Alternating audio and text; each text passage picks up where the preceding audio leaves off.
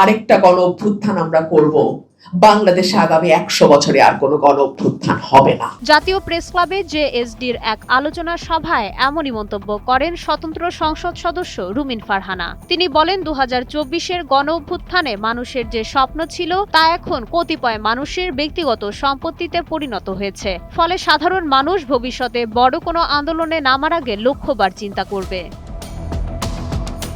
11 জুলাই শনিবার আয়োজিত এই সভায় রুমিন ফারহানা দেশের বর্তমান পরিস্থিতি নিয়ে তীব্র সমালোচনা করেন। তিনি প্রশ্ন তোলেন, গণ অভ্যুত্থান পরবর্তী সময়ে কেন উগ্রবাদের উত্থান হলো এবং কেনই বা নারীদের জন্য নিরাপদ পরিবেশ বজায় থাকলো না। তিনি আরও বলেন, অভ্যুত্থানের পর ভাস্কর্য ভাঙা এবং মুক্তিযুদ্ধকে কাঠগড়ায় দাঁড় করানোর ঘটনা খুবই দুঃখজনক।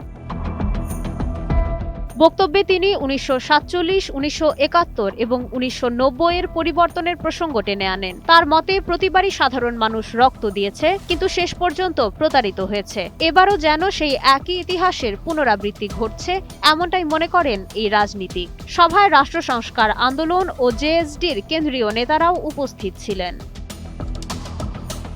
মাইশা মালিহা, সময়ের আলো।